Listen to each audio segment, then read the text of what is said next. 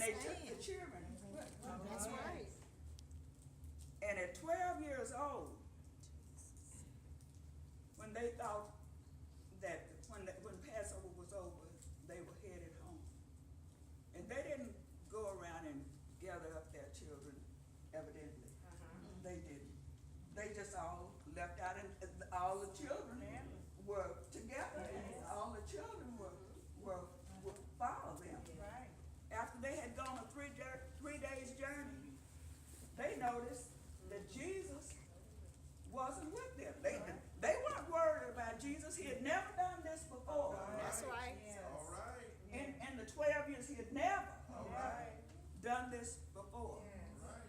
But they were worried. Couldn't find him among none of the relatives, so they turned back. Went a 3 days journey and found Jesus. They had come out of the temple. So they went back, didn't see him nowhere, went back to the temple.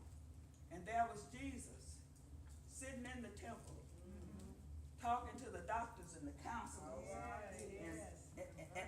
and asking him questions, and he telling them things. He telling them things, asking them questions. And when they find him, of course, they were, and in a day like today, oh my God, if you left your child, it's dangerous. It's dangerous, and I'm going to say this to you mothers. God is giving you charge over these children that he's given you. And he's holding you accountable. In this day that we're living in, you have to be protective of your children. Amen. Don't let them go with just anybody. That's right. And be careful even of family members. That's right. Yes. Even of family members. Sometimes you don't know what family, so many children. And this ain't my message either. But that's okay. Not just girls, but girls and boys That's right. have been raped in their own home. There are kids who go to bed every night, Pastor Beam, who hate nighttime because they know that their father is going to come in and rape them. If they tell the mother, sometimes the mother don't believe it. Right. If your child tell you anything, you're responsible for that child. I don't care who it is. Yes, Lord. Don't you feel like, no, they wouldn't do that? Whether Yeah, it's a man right, or a woman. right. This ain't my message, but it's hot off. You telling the truth. Hot off the press. Yes.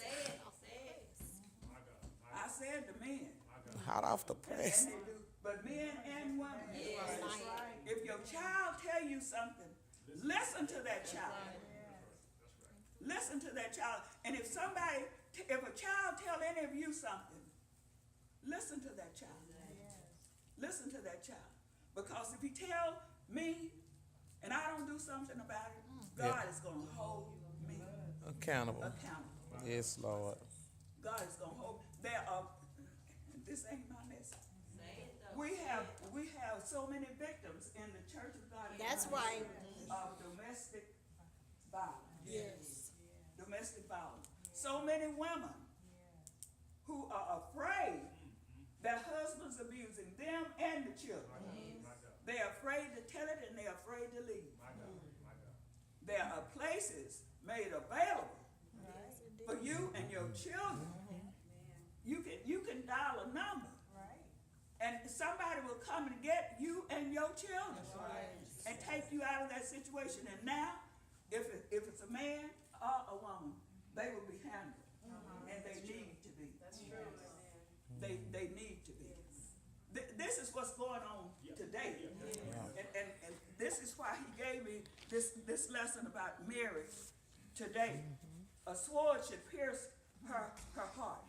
And the first one was she and Joseph were together, as I said, when they went back to where Jesus was. And Mary said, Joseph, why would you do this? Don't you know me and your daddy worried about you? We're worried about you.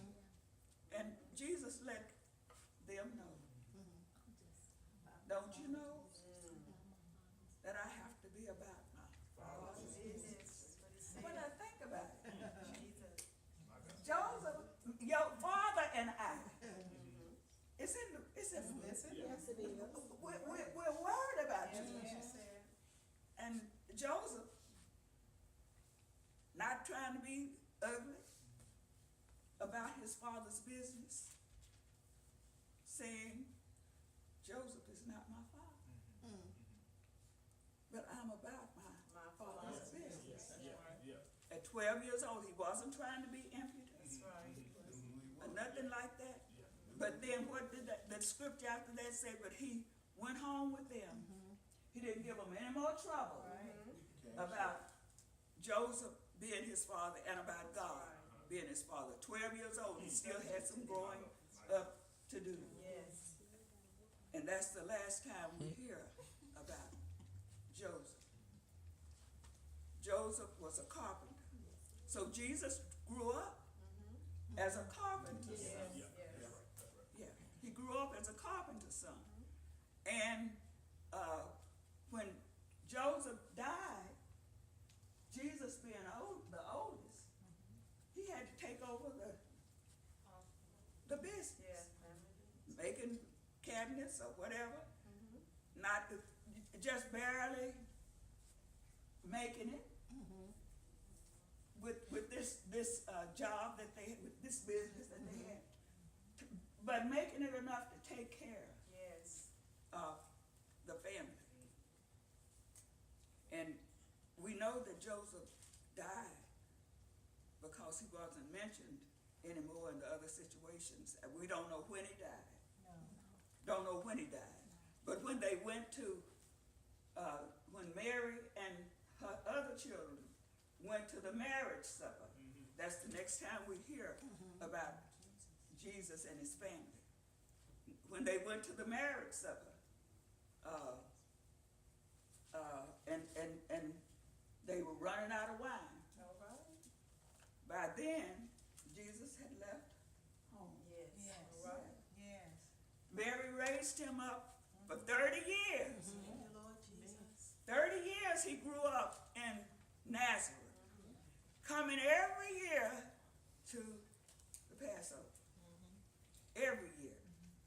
But after the 30th year, he went out to really do his father's business. When Mary and her children came to the marriage supper. Might have been a relative, I don't know. But Jesus and his disciples went to the marriage supper. And they were running out of wine. Running out of wine. Mary hadn't been with Jesus, but she knew who he was. Mary, the mother of Jesus. Mary told Jesus, they running out of wine.